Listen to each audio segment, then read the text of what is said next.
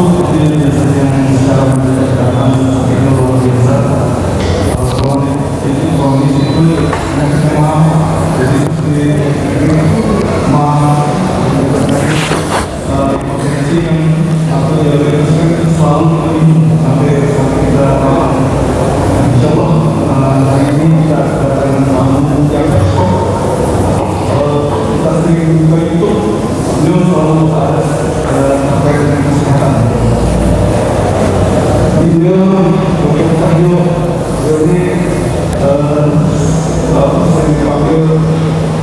dokter. Panggilan Abdel dari Abdel. Jadi beliau mengenai terkait kesehatan, nanti ada sisi tanya jawab Bapak dan Ibu sekalian. Beliau sudah mendalami pengobatan tradisional Cina, sudah langsung di Cina. Jadi kita dapatkan pengetahuan yang sangat ahli.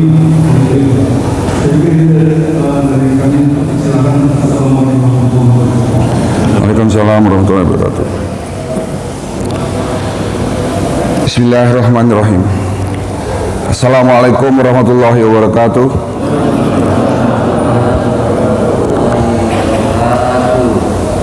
Puji syukur kita panjatkan kehadirat Allah Subhanahu wa taala atas nikmat yang dilimpahkan kepada kita semua, baik nikmat Islam, nikmat iman, nikmat kesempatan, dan juga nikmat kesehatan. Salam serta salawat selalu tercurah kepada junjungan kita Nabi besar Muhammad SAW, keluarganya, sahabatnya, semua pengikutnya sampai akhir zaman. Semoga kita termasuk yang mendapatkan syafaat oleh beliau nanti di yaumil akhir insyaallah. Pertama saya ucapkan terima kasih kepada Bapak Ketua Dewan Kemakmuran Masjid, wakil segenap pengurus, dan juga para jemaah, bapak-bapak, ibu-ibu, adik-adik pada sholat subuh yang dirahmati dan dicintai Allah Subhanahu wa taala. Bapak Ibu sekalian, kegiatan kita pada pagi hari ini kami namakan manasik kesehatan. Adapun manasik kesehatan ada dua tujuan. Tujuan pertama adalah memberikan edukasi, pendidikan kesehatan dalam rangka mencegah khususnya penyakit kronis. Seperti yang tadi sudah disampaikan, penyakit dibagi dua, penyakit akut dan kronis. Hari ini kita akan membahas penyakit kronis. Penyakit jantung, koroner, dan stroke masih menduduki peringkat pertama sebagai penyebab kematian nomor 1 di dunia, termasuk di Indonesia. Lalu Badan Kesehatan Dunia WHO menyatakan negara kita, Indonesia, menduduki peringkat ke-6 sebagai penderita penyakit diabetes mellitus, atau kita kenal sebagai penyakit kencing manis. Angkanya terus bertambah Bapak Ibu sekalian. Oleh karena itu perlu adanya upaya pencegahan. Tentunya pencegahan harus dimulai dengan pendidikan kesehatan, ilmu. Dan mudah-mudahan kegiatan manasik kesehatan di masjid ini bisa menjadi ilmu yang bermanfaat. Lalu tujuan kedua, kami akan memperkenalkan sebuah konsep pengobatan yang terbilang baru, pengobatan holistic integrated medicine, di mana pengobatan holistik adalah gabungan antara pengobatan medis konvensional ala barat dan pengobatan tradisional ala timur. Saya di sini duduk sebagai dokter praktisi pengobatan holistik, tapi kalau di Eropa disebut sebagai dokter spesialis naturopati. Ya, saya mewakili Ikatan Dokter Komplementari Indonesia, Perhimpunan Dokter Herbal Medik Indonesia, dan Asosiasi Pengobat Tradisional Indonesia. Saya juga di sini mewakili klinik kami, klinik holistik, Rumah Sehat Holistik Indonesia, di mana alamat kami dekat dari sini Pak, Cipondoh, tepatnya di Green Lake City, Ruku Crown, Blok J nomor 8. Baik Bapak Ibu sekalian, sebelum masuk materi dengan judul tadi sudah disampaikan, kenapa penyakit kronis sulit untuk disembuhkan, dan bagaimana solusinya, mencegah lebih baik daripada mengobati itu, bagaimana aplikasinya. Nanti di akhir segmen saya juga akan memaparkan 6 cara sehat ala Rasulullah SAW dan tambahan 1 dari pengobatan secara holistik. Jadi totalnya 7 langkah, 7 cara sehat ya. Baik Bapak Ibu sekalian, sebelum masuk materi, sedikit bercerita sejarah berdirinya pengobatan holistik khususnya di Indonesia. Pengobatan holistik awalnya dimulai di Eropa tahun 1929. Dr. Christian Smoot menyatakan istilah holistik dalam simposiumnya, di mana sekali lagi holistik adalah gabungan antara medis dan tradisional. Perkembangan dunia kedokteran holistik di Eropa sangat pesat Bapak Ibu sekalian, walaupun di Indonesia di sini tertinggal jauh, bahkan kita tertinggal dari negara kita sendiri, negara tetangga kita Malaysia, Singapura. Bahkan kalau dari Asia, kiblat pengobatan holistik ke Cina dan Jepang ya. Jadi 20 tahun yang lalu, di saat saya setelah lulus menjadi dokter, awalnya ingin melanjutkan pendidikan spesialis bedah, tapi niat berubah. Saya dengan beberapa dokter di Semarang pada saat itu, dengan Dr. Jaidul Akbar, mungkin Bapak Ibu sudah sering melihatnya beliau di YouTube ya. Kami belajar pengobatan, khususnya pengobatan tibum nabawi, pengobatan tradisional ya, di Institut Al-Wahidah Malaysia. Lalu saya juga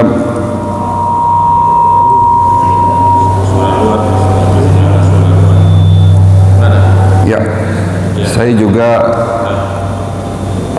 diberikan kesempatan pada saat itu juga mewakili salah satu dokter untuk belajar di China ya. Nah, setelah kami mendalami pengobatan tradisional, bukan berarti kami meninggalkan ilmu pengobatan medis, tapi justru kami gabungkan kedua ilmu antara pengobatan medis konvensional dan pengobatan tradisional. Yang baik-baik kita ambil, yang tidak sesuai dengan syariat Islam kita hilangkan Bapak Ibu sekalian. Disinilah saya menemukan sebuah jawaban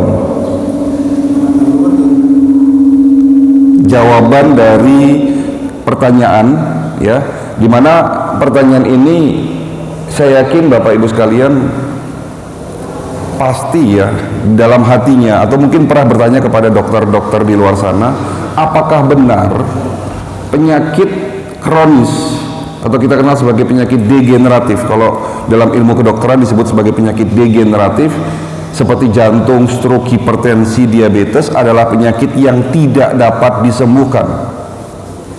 Jadi kalau Bapak Ibu divonis sakit diabetes, hipertensi atau penyakit kronis lainnya, sudah dapat dipastikan menurut ilmu kedokteran disebutkan bahwa penyakit tersebut tidak dapat disembuhkan dan harus minum obat seumur hidup. Bukan begitu? Tetapi kita percaya benar apa yang sudah disampaikan oleh Rasulullah SAW dalam salah satu hadis yang berbunyi likulli da'in dawaun, setiap penyakit pasti ada obatnya. Nah, ini hadis ini masih ada lanjutannya, maka berobatlah kamu. Jadi berobat sebagai bentuk ikhtiar, maka berobatlah kamu, dan jika obat tersebut tepat menemui sasaran penyakitnya, insya Allah tentunya dengan seizin Allah akan sembuh. Lalu di sini ada 2 statement yang berbeda antara teori kedokteran ala barat dan apa yang sudah disampaikan oleh Nabi kita. Ya, kita sebagai umatnya Nabi ya, yang memiliki akal pikiran harus mencari tahu. Gitu. Dan di sini setelah kami mendalami pengobatan holistik, alhamdulillah saya menemukan jawabannya. Bukan tidak dapat disembuhkan, tetapi memang sulit. Karena konsep pengobatan holistik sesungguhnya bukan obat yang menyembuhkan penyakit kita, tetapi konsepnya adalah self healing. Di mana tubuh manusia memiliki kemampuan secara otomatis, sekali lagi saya ulang, di mana tubuh manusia memiliki kemampuan secara otomatis dapat memperbaiki manakala adanya atau terjadinya kerusakan di dalam tubuh kita. Jadi Allah menciptakan manusia itu dengan berbagai macam kemampuan, sangat canggih, ya, di mana tubuh kita ini memiliki salah satunya adalah kemampuan untuk regenerasi. Nah, karena sesuatu dan lain hal, kemampuan itu semakin menurun. Oleh karena itu, ada satu kalimat tambahan dari Nabi, penyakit semua bisa disembuhkan kecuali satu yang tidak dapat diobati atau disembuhkan. Apa itu? Tua. Siapa di sini yang bisa mengobati tua? Paling kalau rambutnya uban di semir ya. Tetapi kita nggak bisa menghindari tua. Apa ciri-ciri tua? Uban, gigi ompong, kulit keriput, tulang keropos, ya toh? Napasnya menjadi pendek. Kalau dulu bisa lari 1 kilo, sekarang boro-boro lari ya. Jalan 100 meter, naik tangga 1 lantai sudah ngos-ngosan gitu. Itu ciri-ciri tua. Nah, itu tidak bisa diobati. Secara fisiologis kita semua akan tua. Dan pada akhirnya mati, kan gitu. Jadi konsep holistik sekali lagi adalah self healing, meningkatkan kemampuan agar tubuh kita ini dapat memperbaiki dirinya manakala ada penyakit. Sudah bisa dipahami ya? Oke. Itulah holistik yang sesungguhnya, di mana perkembangan dunia kedokteran holistik di Indonesia alhamdulillah berkembang sejak 15 tahun yang lalu, dan klinik Rumah Sehat Holistik Indonesia dilengkapi dengan berbagai macam teknologi. Holistik tidak menggantikan medis, holistik berada di tengah-tengah, menggabungkan antara medis dan tradisional, di mana bedanya dengan tradisional, kalau tradisional itu tidak ada teknologi di situ, bahan-bahannya alami tetapi tidak ada teknologi. Tetapi kalau holistik, salah satunya herbal yang kita pakai adalah herbal dengan teknologi. Nanti akan sedikit saya jelaskan maksudnya herbal dengan teknologi itu seperti apa. Baik, itu adalah sejarah berdirinya pengobatan holistik di Indonesia. Ya. Sebelum saya masuk materi, saya ingin bertanya kepada Bapak Ibu semua di sini, semuanya sehat?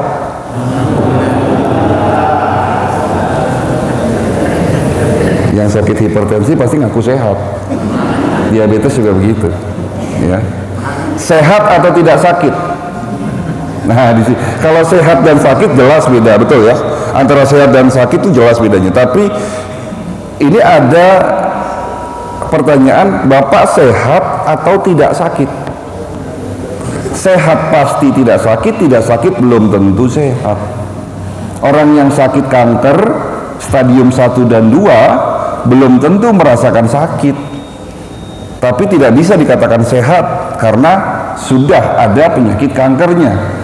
Orang yang ada kerusakan saraf di otak belum tentu muncul gejala atau tanda stroke, tapi sudah ada kerusakan saraf di otak.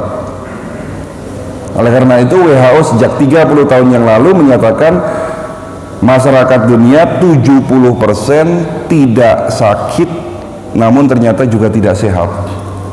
Sehat menurut WHO adalah sehat antara body, mind, and soul, fisik, pikiran, dan jiwanya semuanya harus sehat.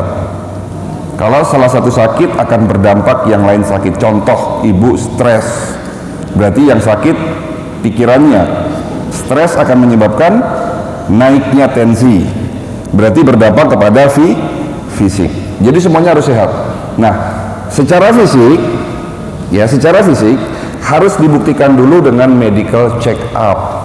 Jadi kalau sudah di check up, sudah diperiksa dan memang tidak ada kelainan di sana, ya baru benar-benar dinyatakan sehat. Ya. Baik, Bapak Ibu sekalian, kita langsung masuk materi, insya Allah paling lama 1 jam ya. Karena di sini nanti ada tanya jawab, ya mudah-mudahan ini semua terjawab karena saya ada janji dengan Dewan Masjid Indonesia. Kita ingin menyelesaikan manasik kesehatan ke seluruh masjid, walaupun tidak mungkin karena memang masjid di Jabodetabek ini sangat banyak sekali ya. Jadi alhamdulillah kaki ini bisa melangkah dan Allah memberikan kesempatan kepada saya untuk langsung bertatap muka dengan Bapak Ibu sekalian di sini. Dan sekali lagi mudah-mudahan kedatangan saya ini bisa menjadi ilmu yang bermanfaat. Amin. Ya. Karena kata Nabi, salah satu pahala yang tidak akan pernah terputus adalah salah satunya ilmu yang bermanfaat. Kenapa penyakit kronis sulit disembuhkan? Ada 3 jawaban. Jawaban pertama, karena gaya hidup kita yang salah. Jadi kalau bicara penyakit kronis itu kan tadi sudah disampaikan penyakit yang berproses lama, hubungannya dengan lifestyle, gaya hidup. Salah menurut siapa gitu loh. Kalau salah benar ini kan harus ada indikatornya. Salah menurut siapa? Ada 2. Salah menurut ilmu kesehatan dan salah menurut apa yang sudah diajarkan oleh Nabi kita. Kita tahu bahwa hidupnya Nabi itu sehat, Pak. Sehatnya beliau bukan karena diberikan gratis, tidak, tetapi banyak ikhtiar yang beliau kerjakan dalam rangka menjaga kesehatan. Tujuan ikhtiar beliau apa? Agar dapat dicontoh oleh para sahabat dan kaum muslimin, termasuk kita. Ya, kita tahu bahwa sakitnya Nabi seumur hidupnya hanya 2 kali. Pertama, di saat beliau diberikan racun. Pernah dengar peristiwa ini? Di saat Nabi pulang dari perang, di salah satu perang, ada seorang wanita dari keturunan Yahudi, dari kaum kafir Quraisy. Si wanita ini, ibu-ibu ini merasa sakit hati, ya, karena suaminya meninggal, mati di saat peperangan. Karena dendam, ibu ini mengirim daging, ya, kepada Nabi dan sahabatnya. Nabi sempat memakan, tetapi ada bisikan dari malaikat, segera muntahkan. Pada saat itu Nabi memuntahkan daging tersebut, ya. Tetapi sudah terlanjur ada sedikit racun yang masuk ke dalam tubuh beliau dan beliau sakit. Nah, ada beberapa riwayat yang mengatakan sembuhnya beliau dari racun salah satunya dengan bekam. Ya, dengan berbekam. Tapi ada satu sahabat Nabi, saya lupa namanya siapa, itu yang meninggal karena kedahsyatan racun tersebut, ya. Awalnya Nabi ingin memaafkan wanita tersebut, tetapi karena ada sahabat Nabi yang meninggal, ya ini adalah hukum Islam, ya kalau membunuh hukumnya apa? Kisos. Ya, akhirnya wanita tersebut dihukum kisos. Ya, itu cerita Nabi, sakitnya Nabi yang pertama. Lalu sakitnya Nabi yang kedua, beliau di saat menjelang mau wafat. Lalu muncul pertanyaannya, apa rahasia beliau sehat? Ada salah satu hadis yang berhubungan dengan kesehatan. Ya, tidak ada tempat yang lebih buruk kecuali di dalam perutnya anak cucu Adam. Tidak ada tempat yang lebih buruk kecuali di dalam perutnya anak cucu Adam. Artinya kita sebagai manusia, tempat yang paling buruk di dalam tubuh kita adalah perut. Nah, kalau bicara perut, konotasinya adalah sistem pencernaan. Walaupun di dalam perut kita banyak sistem. Ada sistem reproduksi, ada sistem perkemihan, nah, tapi kalau konotasi perut hubungannya dengan pencernaan. Nah, kalau hubungan pencernaan berarti hubungannya dengan apa yang kita makan. Ada pepatah Eropa mengatakan you are what you eat, dirimu adalah apa yang kamu makan. Nah, kenapa bangsa kita, masyarakat kita hari ini banyak yang sakit diabetes, banyak yang sakit hipertensi, bahkan penyakit jantung, koroner dan stroke meningkat tajam di Indonesia. Kenapa? Karena pola makan bangsa kita ini sejak 30 tahun yang lalu sampai hari ini sudah mulai berubah. Maksudnya gimana, Dok? Ayo kita buktikan. Ayo kita buktikan. Siapa di antara Bapak Ibu yang di rumahnya tidak punya stok mie instan? Ayo, siapa? Siapa yang tidak punya mie instan? 7 tangan. Saya tanya yang tidak punya, bukan yang punya. Kalau yang punya pasti semua 7 tangan. Baik, siapa di antara Bapak Ibu yang dalam waktu 1 minggu tidak makan goreng-gorengan? Bahkan kemarin ada pasien, ibu-ibu sampai bingung dia, Dok, saya kalau tidak makan gorengan terus makan apa gitu loh. Sampai mengatakan begitu, saya kalau tidak makan goreng-gorengan lalu makan apa, Dok? Saking terbiasa makan goreng-gorengan sampai bingung gitu loh. Kalau tidak makan goreng-gorengan lalu makan apa gitu loh. Ya. Oke, pertanyaan ketiga, siapa di antara Bapak Ibu yang setiap hari makan minimal 3 jenis buah? Oke, kita belajar secara ilmiah, bukan katanya ya. Tubuh manusia adalah satu kesatuan sistem yang tidak bisa dipisahkan antara satu sistem dengan sistem yang lain. Ada 9 sistem yang membentuk tubuh. Bagian terkecil tubuh manusia adalah sel. Ada 800 triliun sel, 500 sampai 800 triliun sel yang membentuk tubuh. Semua kegiatan metabolisme ada di dalam sel kita. Ya.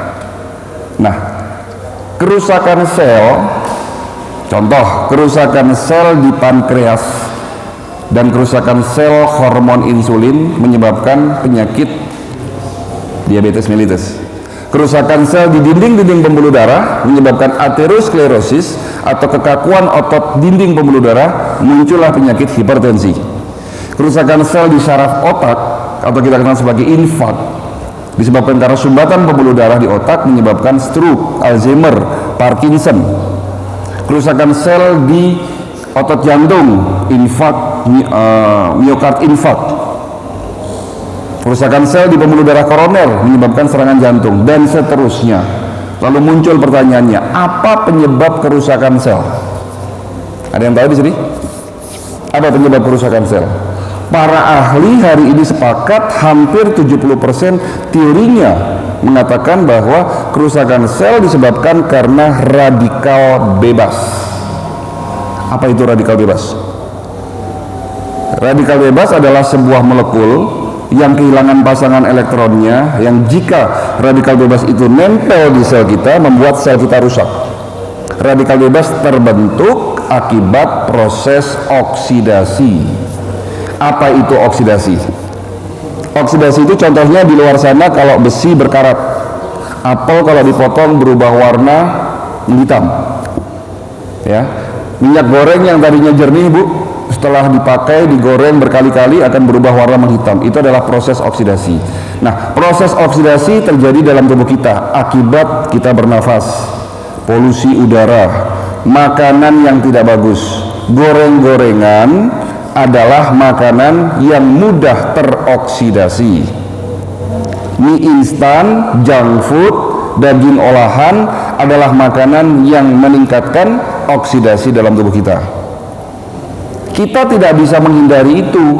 Siapa di sini yang bisa menghindari goreng-gorengan? Saya yakin tidak ada yang bisa, betul? Siapa di antara Bapak Ibu yang bisa menghindari polusi udara? Ada enggak? Tidak bisa. Kita hidup di zaman sekarang, semua penuh dengan racun. Tetapi tidak perlu khawatir, Allah Maha Baik. Allah sudah menyiapkan penawarnya dalam tubuh kita. Allah sudah menyiapkan penangkal oksidasi, namanya antioksidan. Antioksidan itu ada di dalam setiap sel, diproduksi di tubuh kita. Jadi di setiap sel itu mengandung, diproduksi antioksidan. Namanya ada 2 antioksidan yang kuat, glutathione dan superoksid dismutase. Nah, yang ini tidak usah dicatat, cukup tahu bahwa tubuh kita memproduksi antioksidan. Namun setelah usia di atas 40 tahun, antioksidan tersebut produksinya semakin menurun. Di saat makan yang tidak bagus, oksidasi naik, tidak diimbangi dengan produksi antioksidan, muncullah radikal bebas. Nah, radikal bebas inilah yang mulai menggerogoti sel-sel tubuh kita. Makanya rata-rata orang sakit diabetes, hipertensi, jantung, dan stroke rata-rata di atas usia 40 tahun. Tapi kembali lagi, Allah Maha Baik. Allah menciptakan antioksidan ada dalam makanan kita, ada dalam sekitar kita. Ada di mana? Ada di buah-buahan. Jadi buah itu sebetulnya makanan kita, Pak. Tapi kalau nggak makan nasi, ya belum makan gitu loh. Betul nggak? Besok kita ketemu di surga, insya Allah. Di surga itu makanannya apa sih? Bakwan. Nggak ada di sana. Buah-buahan kita makan di sana. Betul? Iya kan? Nah, contoh. Ada antioksidan namanya resveratrol. Diteliti, resveratrol ini dapat mencegah, mengobati penyakit jantung. Ada di mana? Ada dalam biji buah anggur, terutama anggur merah.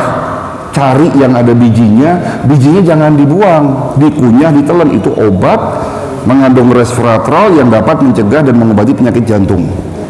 Bapak-bapak yang usianya di atas 60 tahun yang sudah mulai susah kencing, kencingnya nggak tuntas, netes gitu kan, itu sakit apa? Prostat. Sebetulnya bisa dicegah dengan antioksidan namanya lycopene, ada dalam buah tomat. Jadi kalau pengen sehat prostatnya, setiap hari makan tomat.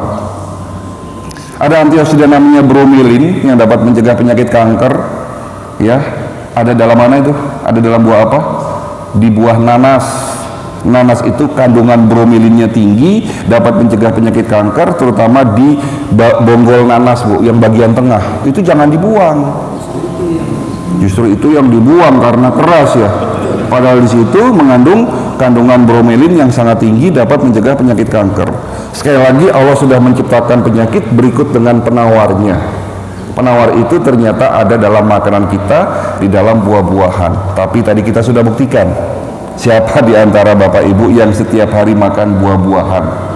Minimal 3 jenis, tidak ada. Oleh karena itu, karena pola makan kita yang berubah sejak 30 tahun yang lalu, pada akhirnya hari ini banyak masyarakat Indonesia yang sakit diabetes, hipertensi, jantung, stroke, dan penyakit degeneratif lainnya. Bahkan hari ini penyakit autoimun seperti lupus, rheumatoid arthritis, sindroma nefrotik, dan penyakit penyakit autoimun lainnya naik sangat tajam. Satu minggu ini saya didatangi 3 kasus ibu-ibu sakit autoimun. Ya, kalau dulu autoimun jarang, tapi sekarang banyak. Ya, saya mau cerita Bapak-Ibu sekalian. Mudah-mudahan cerita ini menjadi pelajaran buat kita. Beberapa bulan yang lalu saya didatangi seorang pasien ibu-ibu usia 55 tahun, sakit diabetes. Beliau datang dengan kondisi yang sudah sangat lemah, pakai kursi roda, didorong sama suaminya. Lalu suaminya menunjuk kaki istrinya, "Dok, tolong diperiksa kaki istri saya, ini kakinya sudah busuk. Jadi sudah sakit gangren diabetik sudah 8 bulan. Sakit diabetesnya sudah 10 tahun, jadi sejak usia 45. Ya, tubuhnya sudah sangat lemah ibu ini. Ya, sampai pada akhirnya ibu ini bilang, "Dok, tolong saya sudah berobat kemana-mana, dokter di rumah sakit menyatakan kaki saya harus segera diamputasi karena memang sudah sangat busuk. Bahkan waktu saya buka itu perban, jari kakinya sudah hilang satu-satu gitu, sudah mulai copot satu-satu." Ya, kita bisa bayangkan Bu, rasa sakitnya seperti apa itu. Ya, apa yang bisa saya lakukan? Didatangi pasien yang sudah begitu parah. Tapi inilah peran dari pengobatan holistik. Alhamdulillah, seperti yang tadi saya sampaikan di awal, klinik kami, Rumah Sehat Holistik Indonesia, dilengkapi dengan teknologi. Ada teknologi yang namanya Human Resonance Magnetic Analyzer. Ini teknologi kuantum. Alat ini berfungsi untuk MCU, jadi alat untuk MCU, Medical Check Up, General Check Up Holistik. Alat ini saya temukan waktu kami masih belajar di Beijing, di Cina, dimana memang alat ini di Indonesia belum ada waktu itu ya, tapi hari ini sudah beberapa tempat yang punya. Nah, alat ini berbeda dengan alat konvensional yang ada di laboratorium.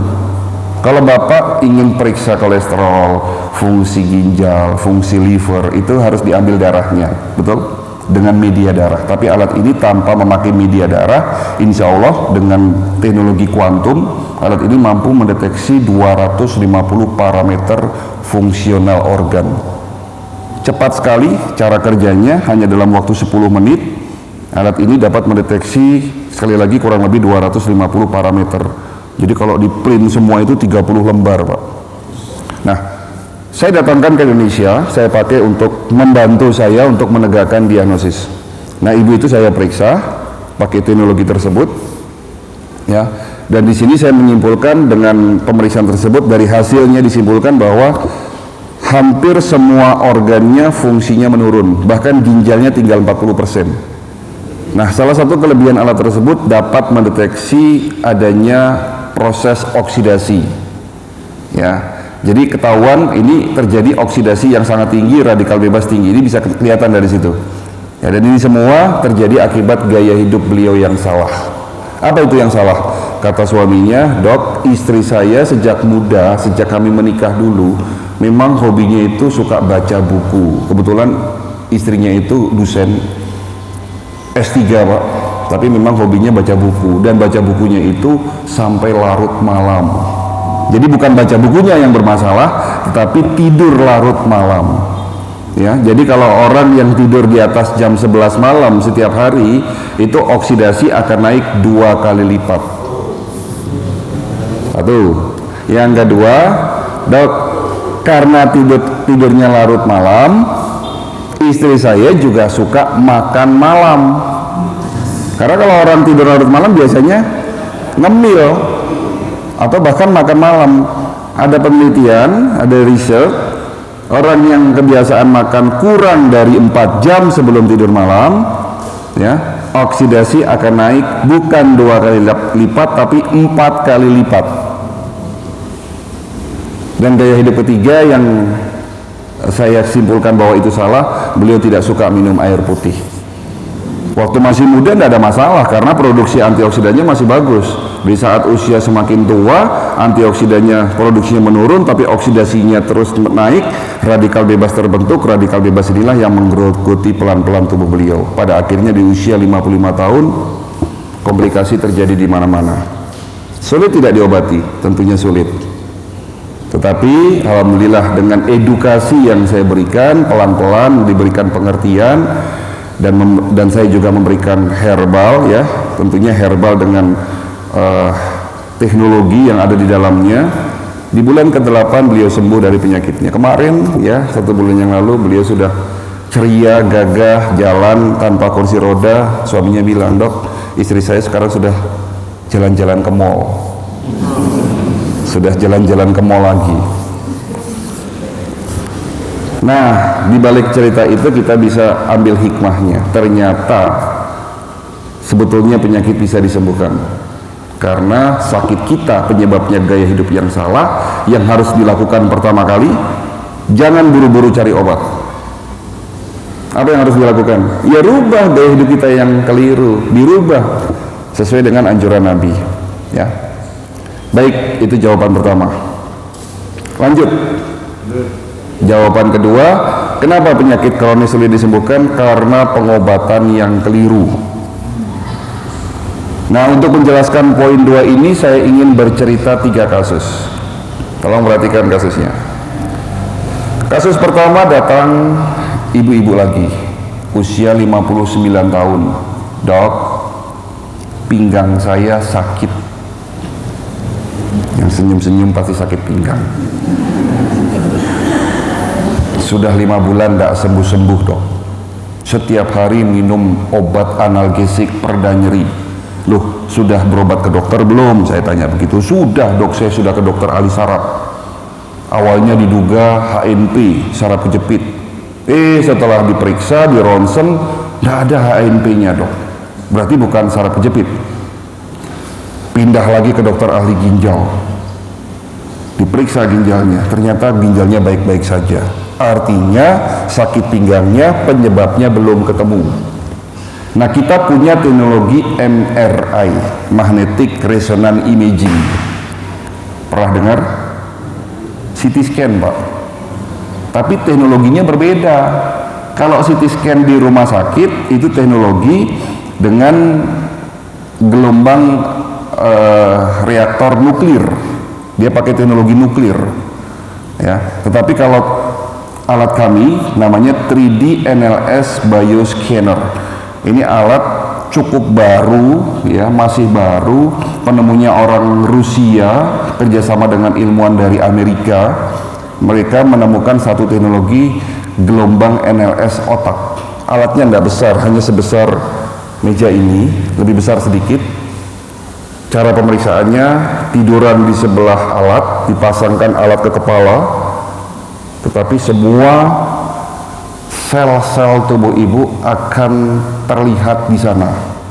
Dari mulai sel otak, jantung, paru, ginjal, semuanya kelihatan. Ya, sampai dengan tingkat kerusakannya pun terlihat secara mendetil. Alat ini saya datangkan kurang lebih 4 tahun yang lalu. Di Indonesia, setahu saya yang punya Rumah Sakit Holistik Internasional Purwakarta, ya, itu juga salah satu kolega kita. terus beberapa klinik di Sumatera, tahu saya di Medan, di Bali, di Jabodetabek, di klinik kami Rumah Sehat Holistik Indonesia. Ya.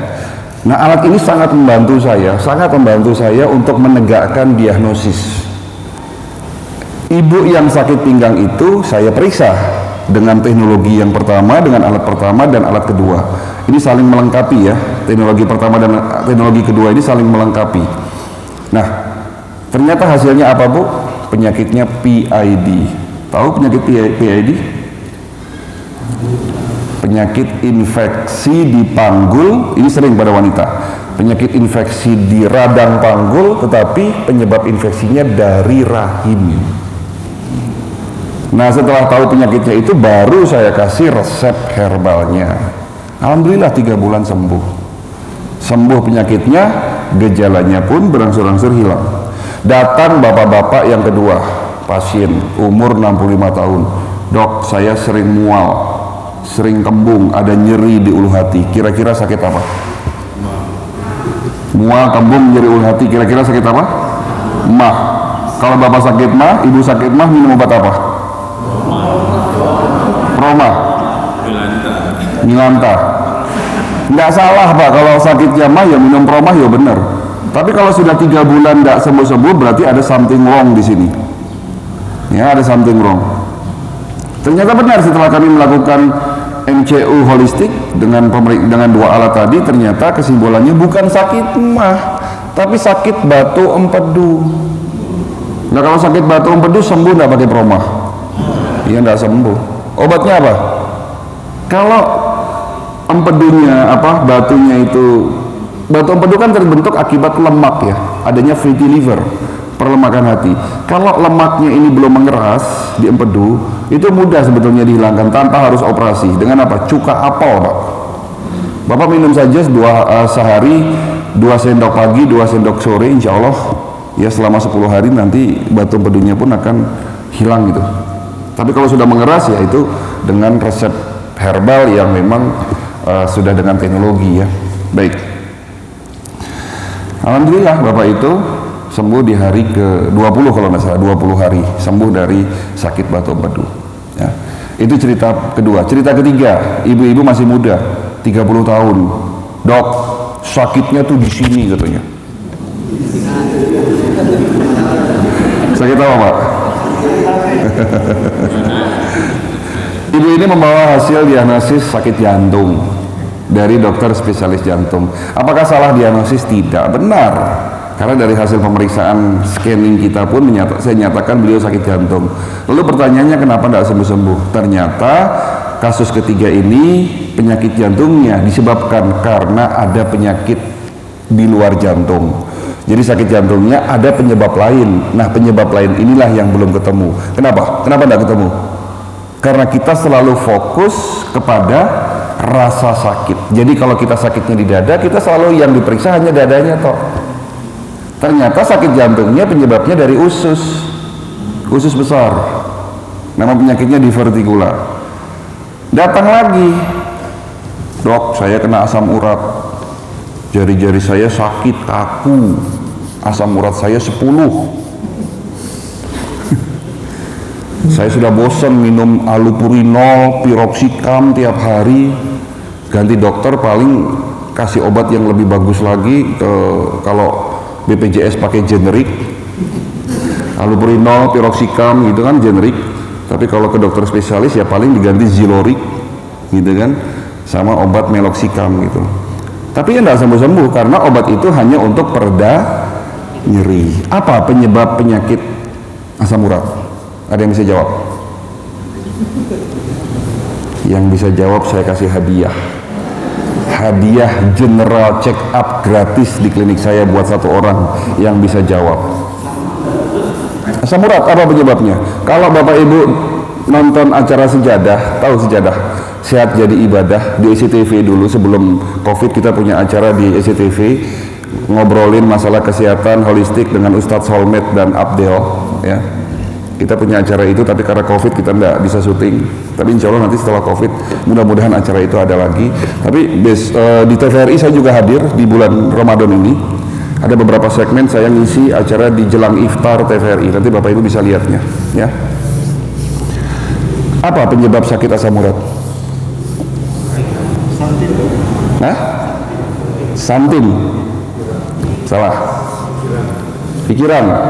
Kalau Bapak mengatakan penyebab sakit asam urat pikiran, berarti semua orang gila, semua kena sakit asam urat. Justru orang gila yang banyak yang itu nggak ada yang sakit, Pak. Nah, coba lihat orang gila yang di pinggir jalan itu nggak ada yang sakit gitu loh. Banyak yang tanya sama saya, Dok, itu orang gila itu kan makannya nggak bagus, kok nggak ada yang kena COVID ya, Dok? Kita yang bersih, hidupnya sehat loh, kok malah gampang kena COVID loh. Bukan itu, Pak. Ya. Ya? Kebanyakan serat. Serat itu contohnya apa? Sayuran berserat. Berarti kalau penyebab Bapak mengatakan penyebab asam urat adalah makanan berserat, sayur-sayuran, berarti Bapak akan melarang anak Bapak, nak, jangan makan sayur, gitu. Karena kalau banyak makan sayur sakit asam urat nanti.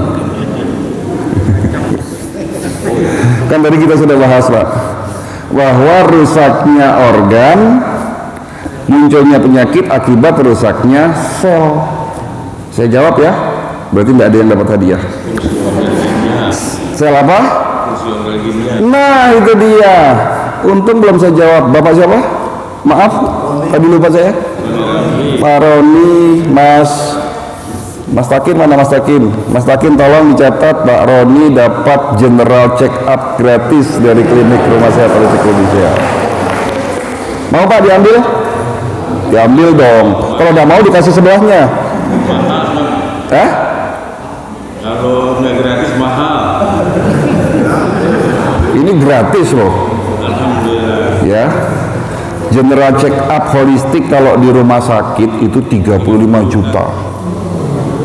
Tapi insya Allah kalau di klinik kami sih tidak semahal itu. Insya Allah terjangkau. Nah, ini ada, alhamdulillah nih, dari sekian masjid yang saya kunjungi baru sekitar 100 masjid lah yang menjawab benar. Ya termasuk Bapak. Ya mungkin Bapak karena nonton Sejadah ya. Bapak penonton setia Sejadah. Iya. Jadi tahu. Jadi penyebab sakit asam urat adalah kerusakan sel organ ginjal. Ketidakmampuan ginjal menetralisir, memfilter zat purin. Zat purin adalah sisa metabolisme dari protein, dari sayur yang warna hijau, dari daging, itu kan ada zat sisa.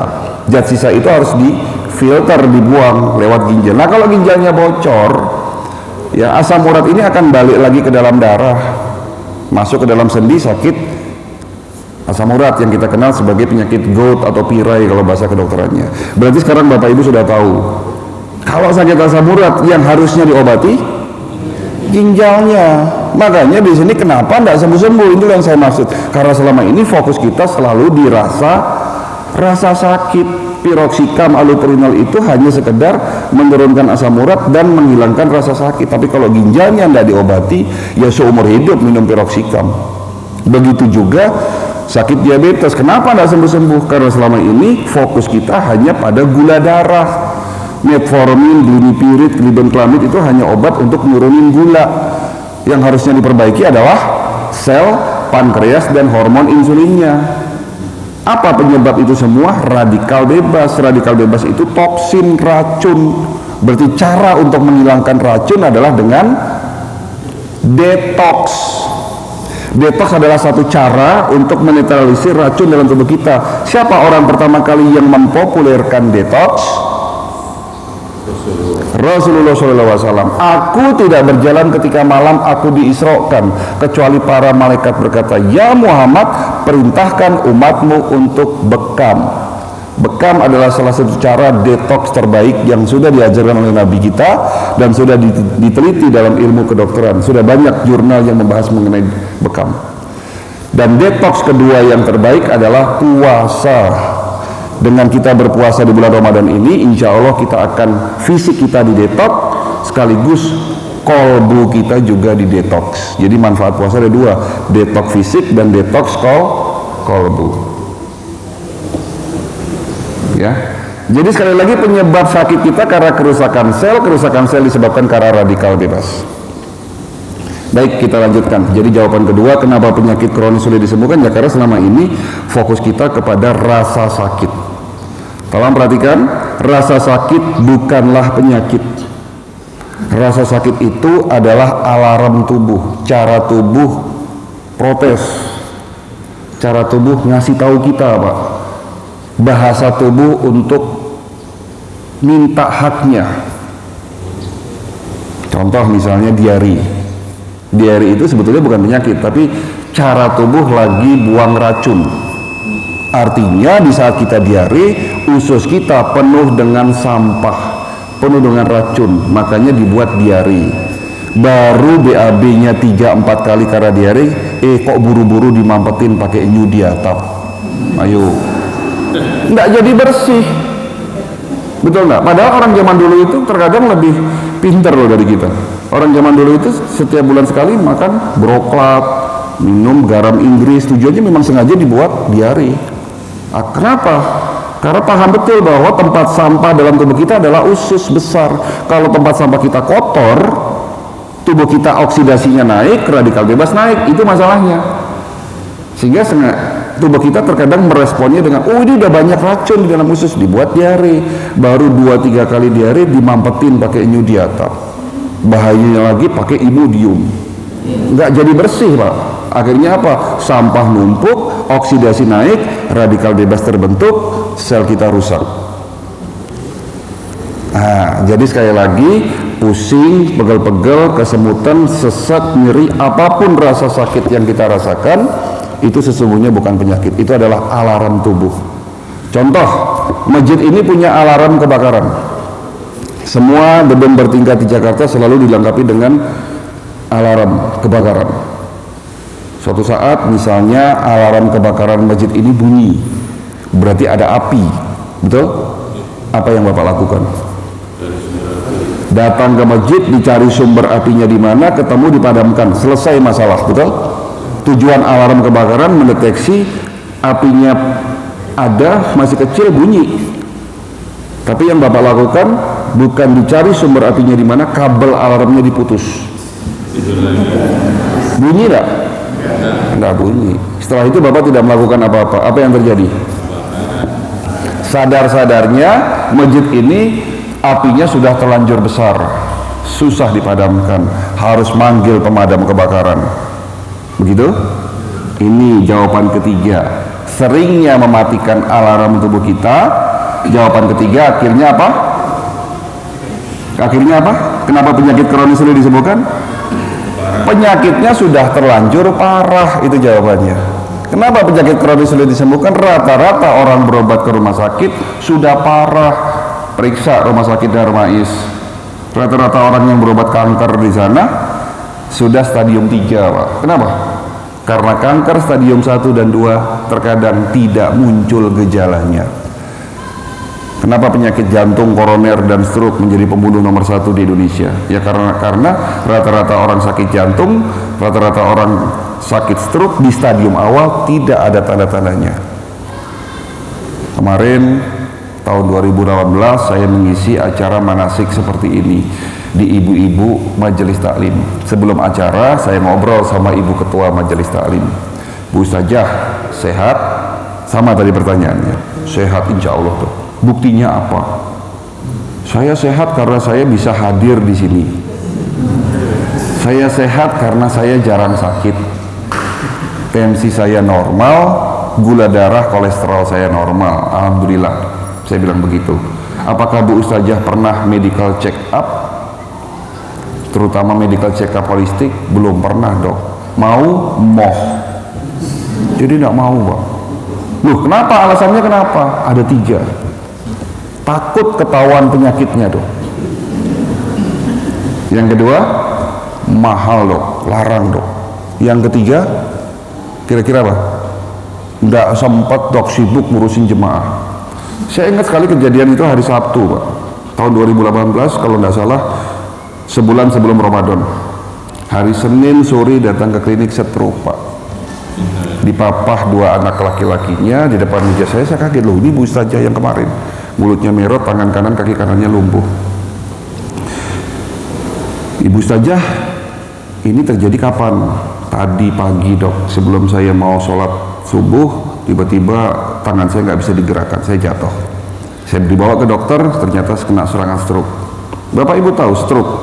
Tadi kita sudah bahas, rusaknya saraf otak infak, disebabkan rasubatan pembuluh darah di otak. Apakah rusaknya saraf otak itu 2 hari? No. Kerusakan saraf di otak itu selalu datangnya tidak tiba-tiba, tetapi butuh proses. Nah, artinya di saat beliau menyatakan dirinya sehat, ternyata sudah terjadi kerusakan saraf di otak yang beliau tidak sadari. Kenapa? Karena tanda-tandanya tidak muncul. Tidak ada tanda-tanda pusing, tidak ada tanda-tanda vertigo, tidak ada tanda-tanda kesemutan, ya baik-baik saja. Nah, setelah stroke, apa yang beliau bilang? Kira-kira apa? Dok, tolong saya diperiksa, berapapun biayanya saya keluarin. Berbeda dengan hari Sabtu, di saat sehat, beda. 15 tahun terakhir ini saya didatangi pasien dari luar, ya, terutama 6 bulan terakhir ini dari Papua, sakit jantung koroner. Kemarin ada pasien dari Papua, khusus berobat, ya. Tiketnya aja lebih mahal dari obatnya, Pak. Tiket pesawat, belum PCR swab-nya. Sekarang ini ada peraturan naik pesawat, ya, itu harus pakai PCR swab. Istri saya sekarang lagi ke Pontianak, tiketnya 500.000, PCR swabnya 950.000. Padahal secara teori PCR swab itu bisa dipakai selama 7-14 hari. Ada peraturan lagi, tadi pagi telepon, sekarang lagi di bandara, tidak boleh pakai PCR swab. Padahal di Pontianak hanya 5 hari, istri saya itu, beliau, ya. Tapi disuruh lagi antigen swab. Masya Allah, saya bilang, ini tiketnya hanya 500.000, tapi tetek bengeknya banyak ini. Ya, jadi itu. Sehat itu mahal, Pak. Setuju nggak, Pak? Madu sama gula pasir, mahal mana? Madu. Sehat mana, Pak? Sehat madu. Bakwan sama apel, satu potong bakwan sama satu buah apel, mahal mana? Apel. Sehat mana? Apel. Betul ya? Minyak goreng sama minyak zaitun, sehat mana? Mahal mana? Berarti sehat itu? Tapi kalau sakit 1000 kali lebih mahal. Materi selesai.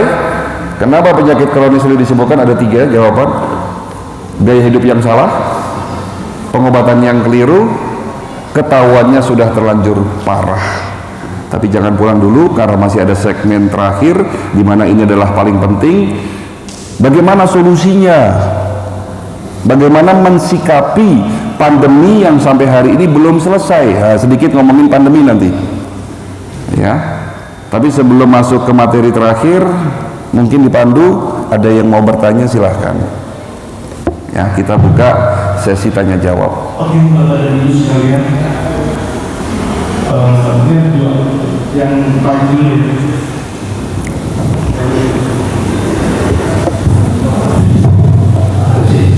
Assalamualaikum warahmatullahi wabarakatuh. Waalaikumsalam warahmatullahi wabarakatuh. Ya. Menurut pengalaman saya sendiri gitu ya, saya pernah juga kena sakit yang parah itu tahun 92 di Jayapura itu. Kronis itu katanya, tidak mau naik haji lagi, sampai tidak ada kabar ini, tidak pulang lagi. Alhamdulillah bisa pulang sampai sekarang. Ya, ternyata saya rasakan sendiri itu memang dari satu mungkin poin yang sangat mengganggu di fisik kita, pikiran. Karena jabatan saya kebetulan mengurus manusia. Manusia itu segala bentuk suku ada di situ, ya karakternya berbeda-beda. Saya stres sekali. Dan stres itu saya 2 minggu ke rumah sakit. Sebentar mau masuk lagi, keluar lagi. Kalau stres tambah menjelang ke atas lagi, ternyata setelah saya pensiun itu pulau kayak bebas dari ikatan. Nah, ternyata yang betul, alhamdulillah di bahasa itu rasanya kok bebas saja, enak, kalau tidak penyakit, tadi tidak terlalu berat gitu. Tadi memang pikiran, pikiran itu yang mengganggu kita supaya kita bisa jaga, supaya kita bisa bebas dari penyakit yang berat. Terima kasih dokter. Assalamualaikum warahmatullahi wabarakatuh. Waalaikumsalam warahmatullahi wabarakatuh. Jadi saya ingin menanggapi pernyataan beliau. Beliau bukan bertanya tapi memberikan pernyataan. Dan itu benar. Tadi saya katakan di awal bahwa tubuh kita terdiri dari 3 unsur, body, mind, and soul. Fisik, pikiran, dan jiwa. Di saat pikiran kita stres, ya, ada hormon kortisol. Jadi dalam tubuh kita ini ada hormon kortisol dan adrenalin. Ini sebetulnya hormon ini punya manfaat. Tetapi kalau diproduksi berlebihan, hormon ini justru akan menaikkan oksidasi dan membentuk radikal bebas. Hormon kortisol dan adrenalin akan diproduksi lebih banyak manakala kita stres, Pak.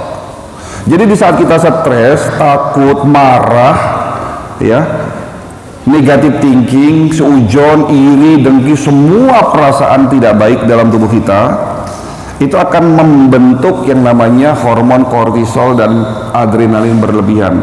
Apa organ pertama kali yang dirusak oleh hormon tersebut? Adalah pembuluh darah. Di saat hormon itu naik, pembuluh darah Bapak akan spasme. Tek. Makanya banyak orang kena serangan jantung di saat marah-marah, di saat stres, di saat lelah, itu karena efek dari hormon kortisol dan adrenalin. Ya, jadi nanti di 6 cara sehat salah satunya adalah menjaga hati. Jadi betul Pak, ya. Baik, ada pertanyaan lain? Silahkan. Waalaikumsalam warahmatullahi wabarakatuh. Beberapa waktu yang lalu istri saya itu ke dokter, kemudian dikatakan kena batu dan bedu. Batu bedu, iya. Kemudian dikasih obat. Kemudian setelah diperiksa, kemudian batu tadi hancur. Tetapi kalau suatu saat yang hancur tadi katanya akan muncul lagi, ya. Nah, kemudian solusinya adalah harus dioperasi, yaitu harus diangkat berbatunya. Tapi bisa juga nggak diangkat, tapi harus mengurangi makan-makan yang berlemak. Nah, akhirnya itu saya benar-benar makan yang tidak goreng lagi. Tetapi pertanyaannya, apakah itu harus selamanya akan menghindari makanan yang berlemak? Ya. Satu itu. Kedua, terkait dengan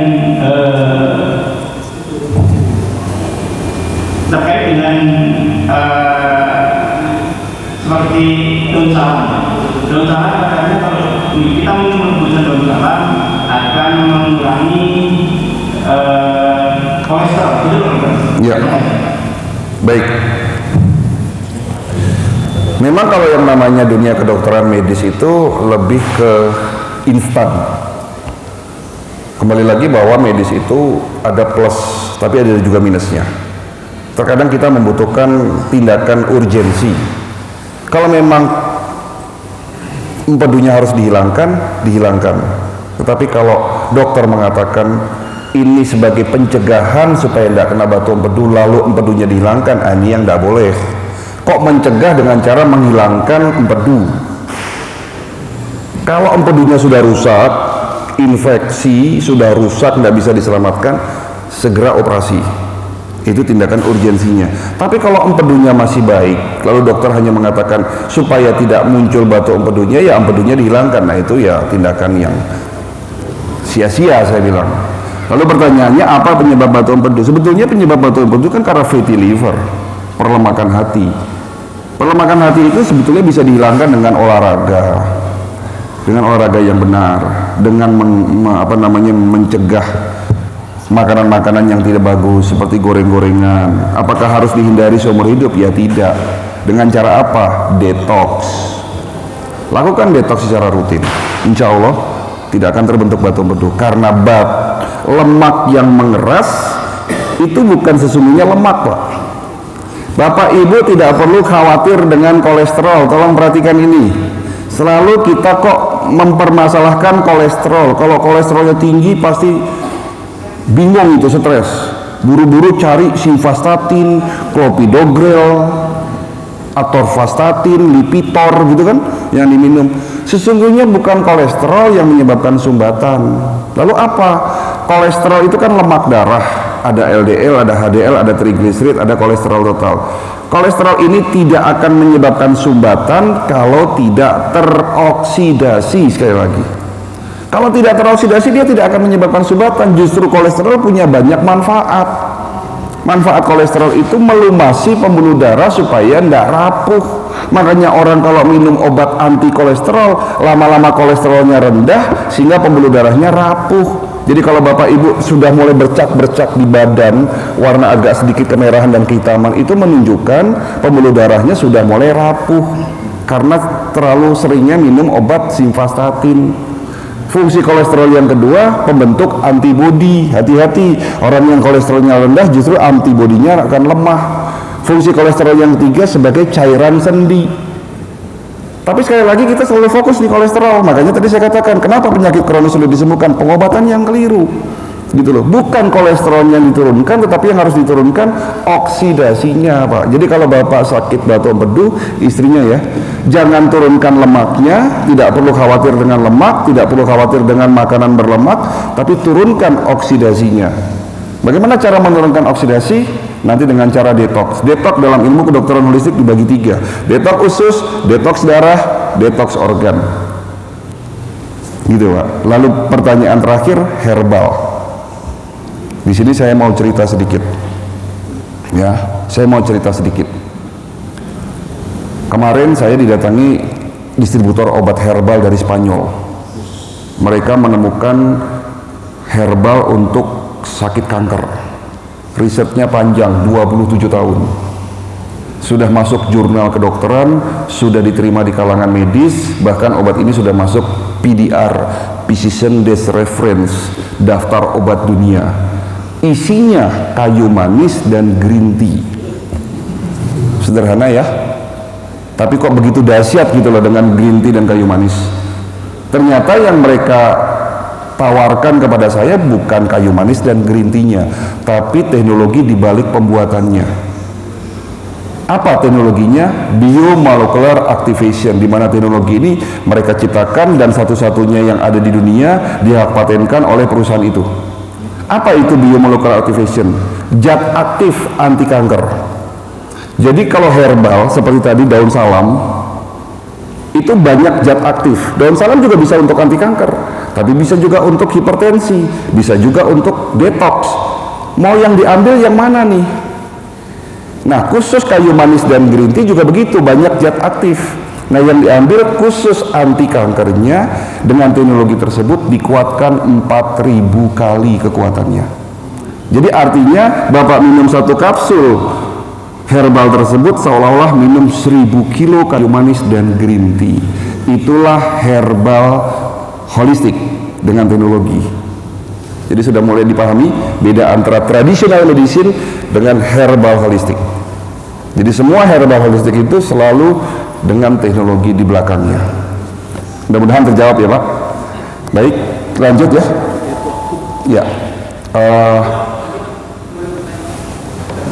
masih ada yang mau tanya? Ini sudah dikasih sign terkait waktu. Gimana? Kita sepakatnya dulu nih dengan waktu nih. Kita lanjut. Lanjut aja. Silakan. Ibu dulu ya Pak. Ibu dulu Pak. Saya terkesima lagi saja. Assalamualaikum dok. Waalaikumsalam. Saya mau tanya ujungnya ada di dokter ibu, karena kita semua pensiunan tapi ujung-ujungnya kronis kok dok ya untuk uangnya. Itu berapa? Berapa biaya? Iya, itu pertanyaan to the point namanya. Baik, nanti akan saya jawab, bahkan di akhir saya akan memberikan hadiah lagi terkait dengan MCU. Hati-hati Pak. Iya. Jadi tadi alhamdulillah Bapak dapat 1 MCU gratis. Tapi insya Allah nggak usah khawatir, saya akan memberikan nanti hadiah juga terkait dengan MCU. Ya. Nanti saya kasih bocoran Bu berapa biayanya. Makanya jangan pulang dulu. Insya Allah semua kita selesaikan ya. Sepakat 15 menit lagi ya Pak. 15 menit lagi selesai. Terakhir. Ya silakan Pak.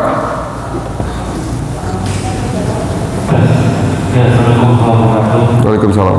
Jadi untuk saya terkait pola hidup, pola tidur, kalau sehat intinya terkait buah ya, kita mau pemakan buah. Cuman terkadang sering juga di jus. Apakah kandungan jus dengan makan nasi itu berbeda? Ya. Kedua, terkait detox itu saya pernah di Surabaya, saya pernah namanya maaf. Detoxnya itu saya kalau pekan belum berani ya, karena mungkin teknisnya saya belum berani karena di pekan itu. Cuma saya pernah ambil darah seperti infus dari kaki, keluar darah itu memang kotor, hitam, ada bapak-bapak juga ada minyaknya, ibu-ibu. Fasdu namanya itu, fasdu ya. Fasdu. Ya, itu bagaimana? Ya, baik. Buah. Ya, terkait buah apakah lebih baik di jus atau makan langsung? Yang pasti lebih baik dimakan langsung. Karena mulut kita, air liur kita mengandung enzim. Di mana semua makanan yang masuk ke dalam tubuh kita harus dimulai dengan mengunyah. Dengan kita mengunyah, enzim yang ada dalam mulut kita bercampur dengan makanan, termasuk buah. Tapi saya mau tambahin lagi, ada 5 syarat makan buah. Pertama, makan buah itu harus di musimnya. Makanlah buah di saat musimnya. Jadi kalau ada buah durian di luar musim durian jangan dimakan, Pak. Bukan karena mahal, enggak. Tapi karena pasti itu ada rekayasa genetik. Biasanya dari luar itu, dari Thailand sama dari China itu, ya. Terus syarat kedua, makanlah buah yang ada bijinya. Jadi kalau buah tidak berbiji juga rekayasa genetik. Apa efek samping dari rekayasa genetik? Membuat kerusakan sel tubuh kita, merusak gen tubuh kita menjadi rusak. Ya. Terus syarat ketiga, makanlah buah sebelum makan. Sebelum makan nasi, makan buah dulu. Jangan makan buah setelah makan, keliru, Pak. Ya. Keempat, makanlah buah yang jangan terlalu masak. Jadi kalau makan buah itu jangan terlalu mateng, Pak, karena buah juga mengandung fruktosa yang juga akan meningkatkan kadar gula. Jadi mentang-mentang buah sehat, makan buah mangga aromanis setiap hari, gula darah naik, gitu lah. Jadi makan buah itu jangan terlalu matang. Terus syarat kelima, makan buah sesuai dengan waktunya. Jangan makan buah yang terlalu banyak air di malam hari. Jadi kalau Bapak makan semangka itu tidak boleh di malam hari, makan semangka itu di pagi hari. Kalau Bapak makan semangka pagi hari, apalagi dicampur dengan 5 buah kurma, karena sunnahnya Rasul 5-7, dicampur dengan buah semangka, itu dapat memperbaiki asam lambung. Tapi kalau dimakan di malam hari, justru akan menaikkan asam lambung. Nah, ini kan berbeda. Jadi makanlah buah sesuai dengan waktunya. Ilmu yang hari ini saya berikan, insya Allah nanti ada di dalam buku judulnya Body, Mind and Soul, atau buku di buku The Triangle of Health, segitiga kesehatan. Buku ini saya yang nulis, ya, tidak ada di Gramedia, saya berikan gratis buat yang datang ke klinik. Sebagai buku panduan. Jadi yang medical check up, insya Allah saya akan berikan buku ini gratis. Ya. Baik, kita lanjut. Terakhir dari saya, insya Allah 6:30 selesai. Kita selesaikan hari ini juga. 6 cara sehat ala Rasulullah SAW, dicatat ya Bu, Bapak Ibu. Yang pertama, jaga makan. Bagaimana cara jaga makan? Ada 4 cara jaga makan. Intinya makan jangan berlebihan. Kedua, jangan makan malam. Gimana kalau puasa, Dok? Kan puasa makan malam. Nah, enggak, puasa bukan buka itu gini caranya. Berbuka dengan segelas air putih, 3 buah kurma, sholat maghrib, habis sholat maghrib lanjutkan dengan makan berat. Tetapi kembali lagi ke langkah pertama, jangan berlebihan. Karena kita budaya Indonesia ini berbeda, makan dengan berbuka dengan semangkuk kolak, sepiring goreng-gorengan, kenyang dah. Makanya setelah sholat taraweh, keliru Pak. Cukup berbuka dengan segelas air putih, tidak perlu teh manis. Berbuka dengan segelas air putih dan 3-5 buah kurma, untuk hanya sekedar syarat membatalkan puasa, setelah sholat maghrib lanjut makan. Itu cara jaga makan yang kedua. Cara jaga makan yang ketiga, kurangi 6 putih. Putih pertama nasi putih, ganti nasi merah atau ganti karbohidrat yang rendah kadar gulanya. Putih yang kedua, gula pasir jangan dimakan, ganti sama gula aren atau madu lebih bagus. Putih yang ketiga, tepung-tepungan jangan tiap hari bu, bakwan, mendoan. Ini lagi bulan puasa, setiap orang pasti di rumah berbuka dengan goreng-gorengan. Jangan ya, tepung-tepungan hindari. Putih yang keempat, kurangi santan. Nasi padang memang enak pak, tapi jangan tiap hari pak ya. Putih yang kelima, jangan minum susu olahan. Apa maksudnya susu olahan? Susu bubuk atau kental manis jangan diminum. Itu adalah makanan terburuk buat manusia. Siapa yang ngomong? Salah satu dokter holistik di dunia, Dr. Hiromi Shinya, guru besar Fakultas Kedokteran Albert Einstein. Di dalam bukunya The Miracle of Enzyme dikatakan susu olahan adalah makanan terburuk buat manusia. Karena susu olahan adalah makanan yang mudah teroksidasi. Jadi yang bagus minum susu apa? Ya susu murni. Rasulullah ngajarin minum susu, tapi susunya ya susu asli, susu murni tanpa diolah. Gitu ya. Itu yang keempat. Yang kelima. Yang keenam, kurangi garam, ganti sama garam Himalaya. Garam Himalaya ini bagus buat penderita diabetes maupun hipertensi. Itu cara jaga makan yang ketiga. Cara jaga makan yang keempat, makanlah yang halal dan thayyib. Ya, itu cara-cara supaya kita bisa menjaga makan kita. Ya. Langkah kedua, jangan tidur larut malam. Batasan tidur jam 10 paling telat, setengah 11 lah paling telat. Tapi dengan satu syarat lagi, tidur tanpa cahaya. Siapa yang ngajarin? Nabi Muhammad. Fatimah radhiyallahu anhu bercerita kepada para sahabat Nabi. Sahabat Nabi bertanya, apa kebiasaan Nabi sebelum tidur? Salah satu kebiasaan Nabi sebelum tidur, mematikan sumbu-sumbu api di dalam rumahnya. Diteliti, ternyata ini ada hubungannya dengan kesehatan. Orang yang tidur dengan cahaya terang benderang, oksidasi akan naik 2 kali lipat karena tidak diproduksinya hormon melatonin. Ternyata hormon melatonin berfungsi untuk membantu produksi antioksidan. Jadi antioksidan dibentuk lebih banyak di malam hari, tidur tanpa cahaya. Jadi langkah kedua, jangan tidur larut malam tanpa cahaya. Langkah ketiga, jaga air putih kita satu hari minimal 10 gelas, maksimal 4 liter. Tapi dengan syarat jangan terlalu banyak minum 1 jam sebelum tidur malam. Jadi kalau haus cukup seteguk 2 teguk. Langkah keempat, puasa. Jadi kalau mau sehat lakukan puasa. Alhamdulillah hari ini masuk bulan Ramadan. Hari ini kita detox fisik, detox hati. Ya, insya Allah dengan kita berpuasa sehat pak. Tapi jangan sampai kita sudah 14 jam tidak ada makanan. Jadi kalau tubuh kita 14 jam tidak ada makanan, itu akan beralih fungsi pak. Bukan hanya istirahat, tapi tubuh kita akan melakukan bersih-bersih pak. Makanya disebut puasa itu bisa berfungsi sebagai detox. Ada penelitian terbaru, bahkan orang Jepang ya, orang ini mendapatkan hadiah Nobel dari penelitian orang yang suka berpuasa, apalagi kalau bisa nahan lapar selama 20 jam sehari ya. Sel-sel tubuh kita yang mati, yang tidak bagus akan dimakan oleh sel yang sehat.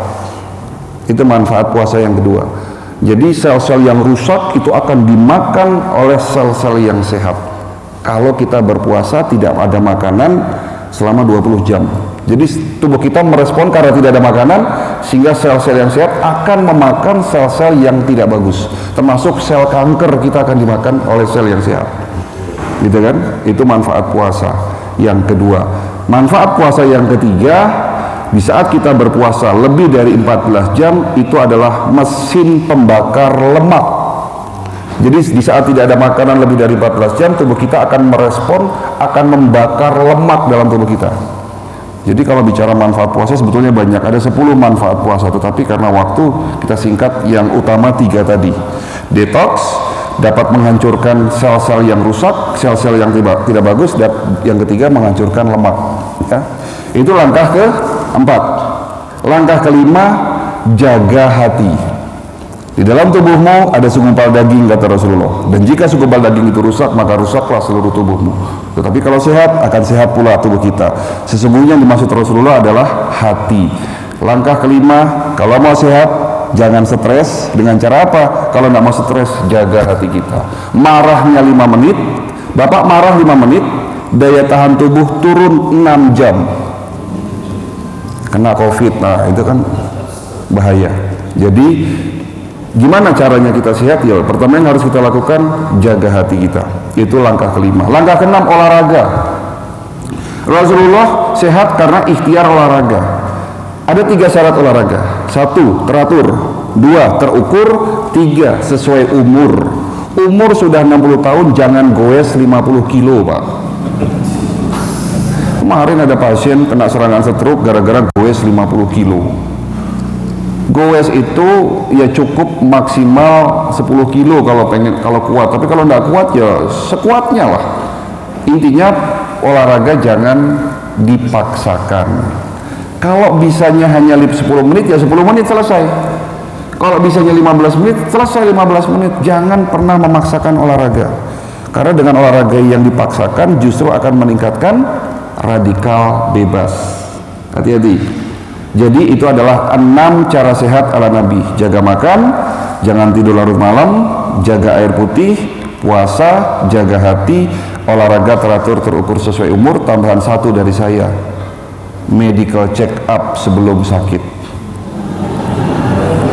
Oh iya, gimana caranya kita menghadapi pandemi COVID-19? Vaksinasi, dok. Vaksinasi tidak jaminan, mohon maaf, tidak jaminan. Ada yang mengatakan kalau sudah divaksinasi tidak akan kena COVID. Siapa bilang? Vaksinasi itu bukan untuk mencegah kena COVID, tidak. Vaksinasi itu hanya untuk Bapak Ibu diberikan sel memori, gitu loh. Tapi yang jadi masalah di sini, kuat enggak paru-paru Bapak menerima COVID? Kuat enggak, Pak? Bapak kuat menerima COVID? Nggak tahu. Karena apa? Karena belum tahu apakah paru-paru kita sehat atau enggak. Makanya cara holistik mensikapi pandemi hari ini, lakukan medical check up holistik. Kalau kita tahu nanti paru-paru kita rusak, paru kita bermasalah, buru-buru diobati sebelum COVID-nya mampir, gitu loh.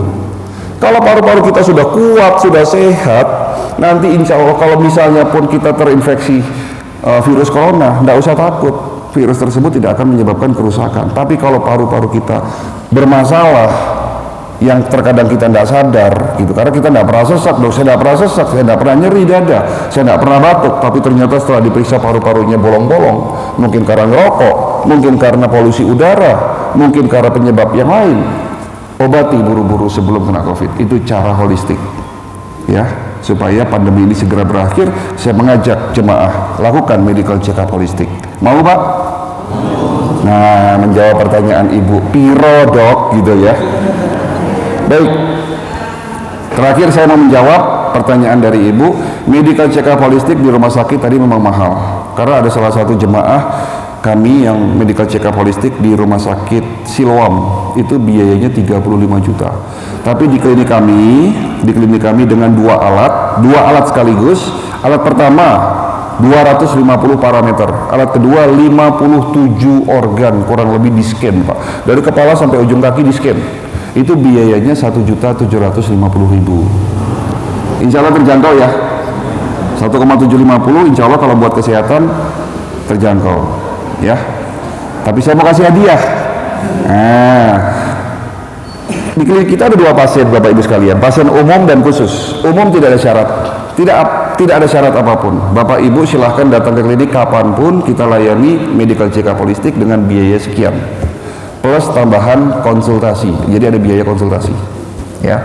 Tetapi kalau Bapak Ibu mau jadi pasien khusus, biayanya separuhnya, Pak. Tarifnya separuh dari tarif umum. Piro, Pak? 875.000, lebih murah daripada PCR swab. PCR swab berapa? 950.000. Berapa pemeriksaan?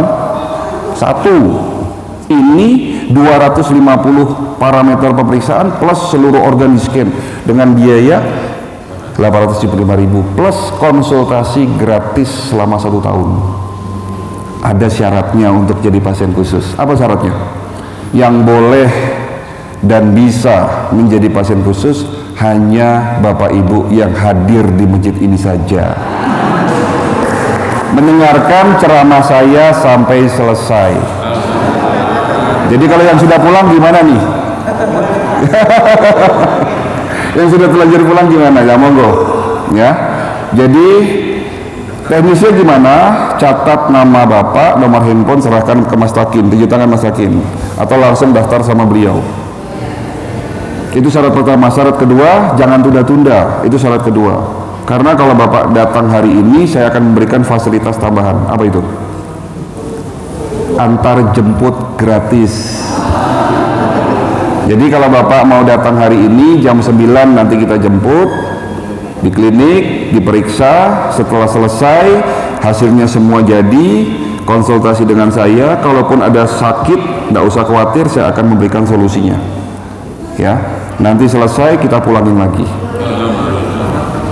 Jadi selesaikan hari ini juga. Kalau ditunda besok, hari Sabtu saya ada ceramah manasik di masjid lain, takutnya numpuk dengan jemaah masjid lain. Hari Minggu juga begitu. Kalau ada waktu segerakan hari ini. Tapi kalau betul-betul tidak ada waktu, ya nanti ngobrol sama Mas Takin. Ada solusinya kok. Kita tidak memberatkan. Ini ada Jumat dong, waktunya pendek. Kita bagi dua. Solusi tidak? Gelombang pertama jam 9, gelombang kedua setelah Jumatan. Tidak usah khawatir, ada selalu ada solusi. Jadi yang pengurus masjid boleh nanti setelah Jumatan jam 1 kita jemput. Bagi yang tidak pengurus masjid atau terutama yang ibu-ibu nih, gitu, sebelum Jumatan jam 9 kita bagi dua. Kalau numpuk semua setelah Jumatan, ya nanti selesainya kapan gitu toh. Tapi tidak usah khawatir, satu orang cepat kok, hanya 10 sampai 15 menit selesai. Yang lama itu konsultasi, Pak. Apalagi kalau banyak penyakit, saya lihat ke satu-satu, saya jelasin satu-satu, itu bisa lama. Tapi insya Allah kalau misalnya cepat, ya berarti sehat gitu loh. Ya. Alhamdulillah materi selesai, manasik kesehatan selesai. Ya, mudah-mudahan sekali lagi bisa menjadi ilmu yang bermanfaat di sini. Mohon maaf kalau mungkin tadi ada yang terselip lidah saya, mohon dimaafkan. Kalau ada sesuatu yang menyinggung perasaan hati Bapak, mohon dimaafkan. Terakhir dari saya, akhirul kalam, wabillahi taufiq wal hidayah. Wassalamualaikum warahmatullahi wabarakatuh. Oh ya, satu lagi mohon maaf, mumpung ingat, bagi yang medical check up hari ini, pastikan tidak memakai logam. Perhiasan harus dilepas di rumah, karena masuk ruangan tidak boleh ada logam. Yang kedua, bagi yang tidak berpuasa, jangan minum obat sebelum medical check up. Jadi syaratnya jangan minum obat sebelum MCU. Itu aja, Pak. Terima kasih. Fasilitasnya bisa dipakai keluarga dong? Ini ada pertanyaan bagus. Boleh nggak fasilitas khusus buat keluarga? Jadi bukan hanya Bapak Ibu yang hadir di masjid ini, Bapak Ibu mewakili keluarga di rumah. Jadi buat istri yang tidak hadir di sini, Bapak Ibu boleh mendaftarkan istri dan anaknya. Jadi fasilitas ini hadiah, sebetulnya ini hadiah yang saya berikan kepada Bapak Ibu untuk menjadi pasien khusus. Kita tidak mengeluarkan fasilitas khusus di luar acara manasik. Jadi fasilitas ini diberikan di saat manasik. Jadi kalau Bapak ingin mendaftarkan istrinya, monggo silahkan didaftarkan. Terima kasih.